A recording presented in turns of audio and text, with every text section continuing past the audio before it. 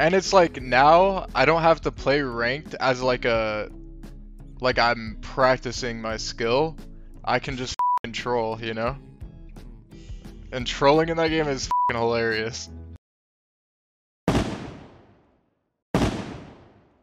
I think like when 222 came out, it definitely killed it for me.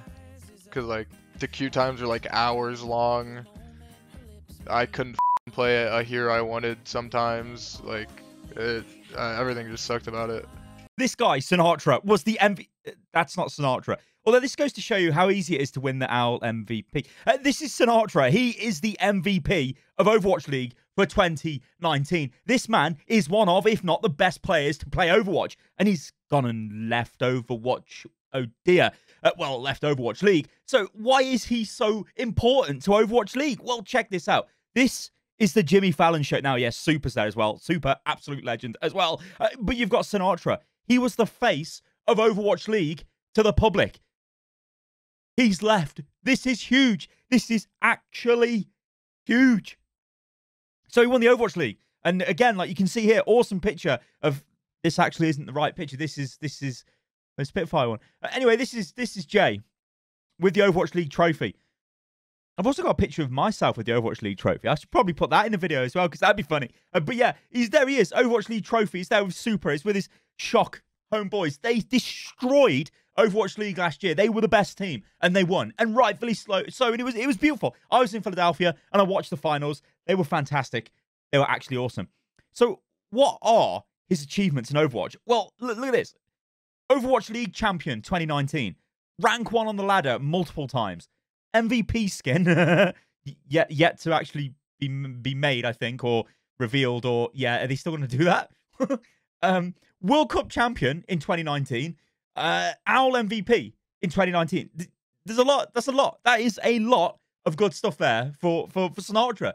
Good player. So what the hell has happened? This is the question on everybody's lips. And does it actually matter? Well, in this video, we're going to answer this question because it's obviously a burning question we need to answer. And we're going to totally do it. And it's going to be beautiful. So this was the tweet which came kind of out of nowhere. And it's from the San Francisco Shock. And they say, he came, he saw, he conquered. Thank you and best of luck in your future endeavors. Thank you, Sinatraa. And I replied, and I'm like, good luck, lad. You know, good luck, good luck. You got to say good luck. You just got to do it. You got to be nice. And yeah, so this is when the internet started to go a little bit crazy. And people start going mental, saying Overwatch League is dead.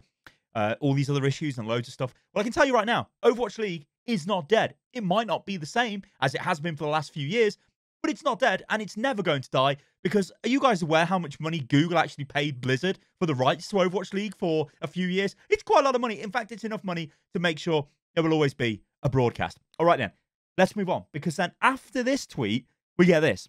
The announcement that he is joining Sentinels. Now, Sentinels is the organization that owned the LA Gladiators. I think they still own the LA Gladiators. So a completely different Overwatch League team. Now, there's been a lot of discussions behind the scenes that this is probably due to the fact that because he's an Overwatch League player for NRG, who own the San Francisco Shock, he can't then play for San Francisco Shock or NRG's Valorant roster, because that goes against the contract they've signed for Blizzard and Overwatch League and all of that stuff. So he had to completely change team, and he's decided to go with Sentinels, who are, of course, famous for XQC, and also, oh, and of course, some guy who won the Fortnite World Cup or something. I don't know what that is. Something about building forts. I don't know. So people want to know, why has he left? Why leave when you are the champion? Because let's be real here. This is a guy who is part of the team which were the best team in the world, arguably still are the best team in the world, or one of the best teams in the world. You were crowned the best player of Overwatch League. You won the Overwatch World Cup. Why would you leave a team that is winning for a completely new game that has no esports scene? That seems a bit mental, doesn't it? Well, he gives us a bit of insight. Of course, being a pro esports player decides to use TwitLonger instead of their own website or their own stream or their own, I don't know, somewhere where they could get some clout for themselves instead of giving TwitLonger ad revenue. I'll never understand why they do that. Anyway, this is what he says. San Francisco Shock. I'm just going to jump straight into why I retired and talk about my teammates. Straight up, lost the passion for the game. I don't know what the real killer was for me, but maybe it was 222 lock. Maybe it was bans, I'm not sure. I just know it was hard for me to log on and play. I didn't have fun in scrims, ranked at all anymore. I did not make this decision in one day. It took a full month of non-stop thinking every day and sleepless nights from being so stressed. It effing sucked, but ultimately, I want to do what's right for me. I want to thank NRG, Shock, and Owl for giving me the chance and making my dreams come true. Shout out Andy, Brett, and Jamie. Last thing, I just want to say sorry to all my fans of the Overwatch League, and everyone on Shock. In the past month, I did not give Overwatch League my all, and it showed in scrims and even in Owl, so I'm sorry. Sorry if that was ass, I suck at this. Talking about my teammates now, so you can leave if you want. I'll put a link to that in the video description below. So there you go. That seems pretty clear. Like, he's fell out of love with Overwatch, so he doesn't want to play the game anymore. Okay. But will he be the only pro player which does this? Well, according to AKM, he says this. Sadly, won't be the only player from Overwatch League doing that. Valorant is promising. So the next big question is, was he benched? Well, this is what Super had to say about that. So believe it or not, Sinatraa wasn't going to get benched. Smile. Chat. Sinatraa was going to probably play for the majority of the season.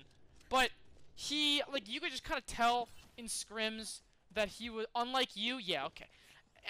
You could just tell when it was scrim time, like, he didn't have that energy that he had last year, and, like, it was just not, like, the passion was gone, because Krusty liked playing Sinatraa because he thought Sinatraa took, you know, he was able to take control of the game, and he was able to, like, be a leader and, like, make assertive calls, and because, like, a lot of people on our team have trouble doing that, but Krusty liked that Sinatraa was able to do that, so he wanted to have him play and be, like, a strong shot caller, but Sinatraa just lost the drive, and he wasn't benched.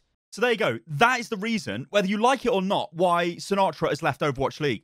Now, does this mean the league is dead? It does not mean Overwatch League is dead, but it does show us there are problems with Overwatch League, and there are some pretty big problems with things like, I'm going to say it, competitive integrity. Now, that can mean a lot of different things, but what I'm looking at and what I want it to mean in this example is, look at the way the pros have to play Overwatch right now. It is actually ludicrous, right? Every other esport, you generally specialize in one style of play, maybe one hero, right? Look at League of Legends. You're either an AD carry, you're a jungler, you're a mid laner, whatever. You're not all five or four, whatever. It's five, isn't it? I don't even know. You're not all of the roles rolled into one. You specialize in one area.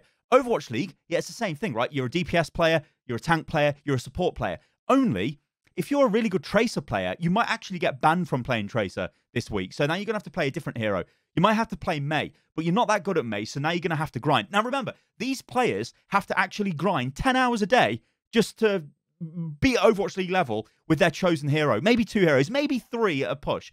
But beyond that, they're not going to be able to play at that level. So what this does is reduces the overall quality of the league and increases the amount of burnout the players are suffering from. And Overwatch League has already suffered from a lot of players and coaching staff that leave the league because it is too intensive. Too much stuff is going. There are too many variables. Now, for us on Ladder, and actually from us as a competitor, a viewer's point of view, that's actually stupid. A viewer's point of view. Anyway, for us, it doesn't really matter because we get to see different heroes played almost every week. We get loads of different stuff. There's more variety, right? So we're like, oh, wow, this is cool.